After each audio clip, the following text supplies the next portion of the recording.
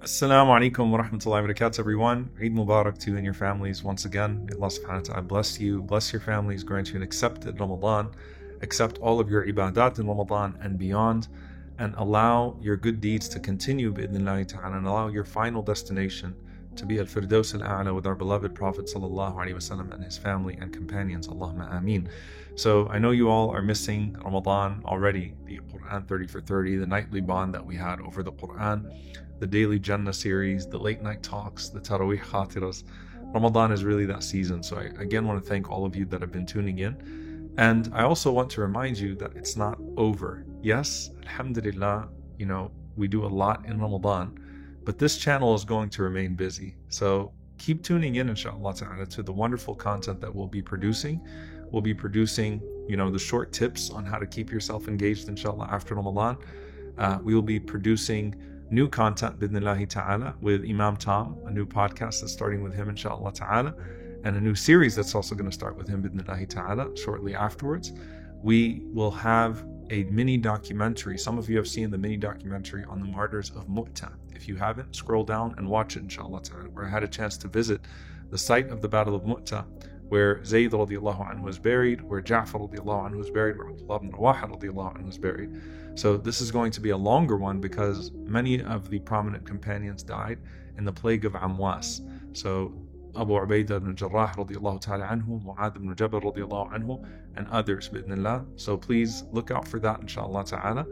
And we'll also have a webinar on the concept of Jahannam. Why? Because we spoke so much about Jannah, as we should, and I hope that we've all connected ourselves to Jannah. So then what's the point of Jahannam, and what are some of the contrasts of the people of fire and the fire itself, and why does it exist, and how can we also meaningfully connect to the concept of fear of fire while at the same time aspiring for the highest reward of Al-Jannah. We have a lot more coming out, inshallah ta'ala. So please tune in and catch up on the old stuff. Catch up on the Angels series if you didn't get a chance to watch that. Or watch Angels 2. Maybe you didn't even know there is an Angels 2. Or Meeting Muhammad sallallahu alaihi wasallam. Or the Day of Judgment series.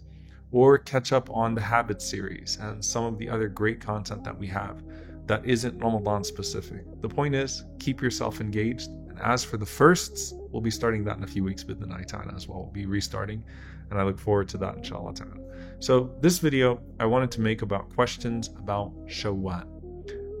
And specifically, questions surrounding the fasting of Shawwal. But before I get there, this month, subhanAllah, is special specifically for the reason that it gives us a chance to sustain what we have gained in Ramadan. That's literally what this is. This is your post-workout month.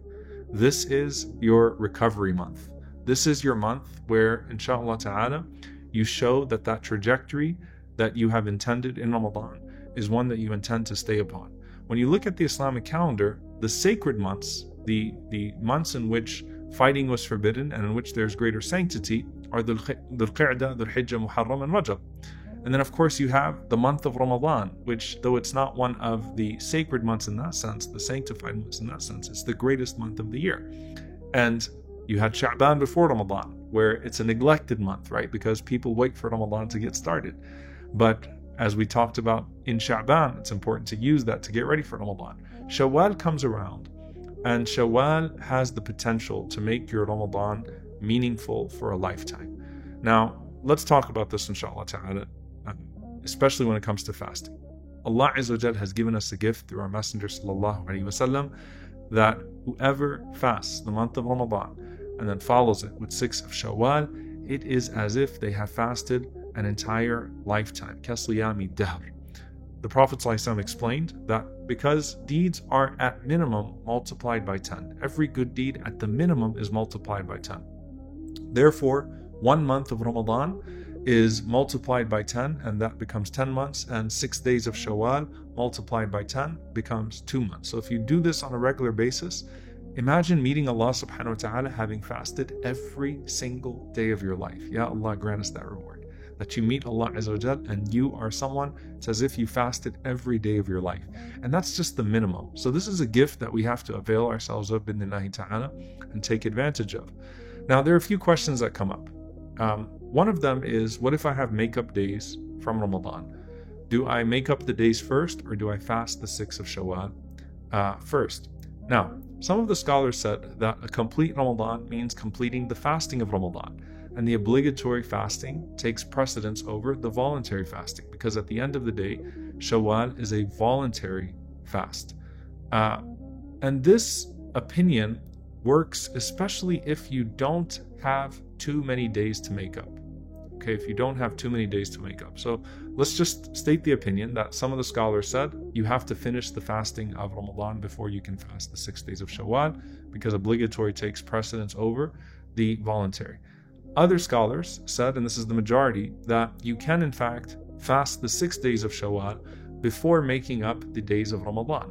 The evidence that they use for that is that the days of fasting Shawwal are limited to the time of Shawwal, whereas the days of making up Ramadan extend throughout the year. So you have a limited window in which you could fast those 6 days of Shawwal, and you have the entire year to make up your fast of Ramadan. Our mother Aisha radiallahu ta'ala anha mentioned making up days of Ramadan in Sha'ban, the next year, prior to Ramadan. Some of the scholars said, how could it be that our mother Aisha radiallahu anha would have missed out on that reward, fasting Shawwal prior to that? And then there's another opinion that min Shawwal, 6 from Shawwal, means Shawwal onwards. And so some of the scholars, especially from the Maliki school, did not see that the 6 of Shawwal are limited to Shawwal, but it just means 6 days after Ramadan. Now, I want to say, and inshallah, I hope that this is sort of a way of balancing all of this, that if a person has just a few days of Ramadan to make up, and they think that they can make up the days of Ramadan first, and they can fast the 6th of Shawwal reasonably, then that is the best route to go. Allah knows best. But if a person has many days of Ramadan to make up, and they don't think that they're going to be able to fast the 6 days of Shawwal if they make those days up, then take the opinion of the majority. You fast the 6 days first, and then you try to make up the Ramadan days as soon as you possibly can, inshallah ta'ala. So this is my opinion on this, and Allah knows best. Again, it's a way of balancing the two predominant opinions in this regard. If you can make up the days first, make up the days first. Now, another question that comes up is, do I fast them consecutively, or do I break them up? So, some of the scholars recommended that a person fast the 6 days of Shawwal immediately after Eid. And they said that for multiple reasons. They said it's the preferred route, and your body is physically already adjusted to fasting, and this is a continuation. It ensures that you get the 6 days done, because I'm sure some of you have had that experience where you had 3 down, 4 down, and then the end of Shawwal creeped up on you and you didn't get a chance to make them up or to fast those days. So many of the scholars recommended doing them right away. Others say that it is actually probably preferable, if you want to have a longer habit, to combine those days with other days of voluntary fasting, because that will give you a habit, inshallah, going forward. So, for example, you can combine the 6 days of Shawwal with fasting Mondays and Thursdays, or fasting the 13th, 14th, and 15th of the month, which are rewardable days. You cannot combine an obligatory fast with a voluntary fast, but you can combine a voluntary with a voluntary. Meaning what? You can have multiple voluntary intentions. So the reward of fasting Monday, as well as the reward of fasting one of the 6 of Shawwal.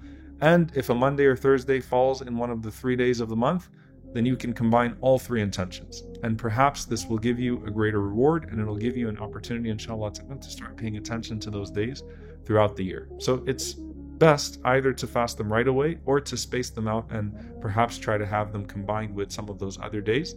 But of course, at the end of the day, look, if you're able to fit in those 6 days at any point, inshallah ta'ala, then the reward of fasting the 6 of Shawwal will be realized. I ask Allah subhanahu wa ta'ala that He allows all of us to realize that reward bi'idhnillahi ta'ala. Now, also, I just want to advise that when you fast these 6 days of Shawwal, try to do other good deeds in those days as well. So, try to make them as Ramadan oriented as possible. Have a portion of the Quran that you recite that day, just like you would in Ramadan, your daily recitation of Quran. If you can catch Fajr in the masjid, Maghrib in the masjid perhaps, Isha in the masjid that day. The point is, try to have some of those Ramadan ingredients in your Shawwal fast as well. The adhkar that you would make in Ramadan, the dua that you would do in Ramadan, try to also incorporate them inshallah ta'ala into your Shawwal fast so that they can maintain some of those special ingredients. Again, this is a month of sustaining your gains bi'idhnillahi ta'ala. May Allah allow all of us to catch these 6 days of Shawwal, to reap the full blessings of them. May Allah subhanahu wa ta'ala allow us to be amongst those that are pleasing to Him at all times and that are granted the abode of His pleasure, Jannatul Firdaus, with our beloved Prophet sallallahu alaihi wasallam. Allahumma ameen. Jazakumullahu khairah. Again, look forward to being with you for the months ahead, inshallah ta'ala. We will continue to try to produce what we can, and we appreciate your dua, your support, and your continued engagement. Assalamu alaikum wa rahmatullahi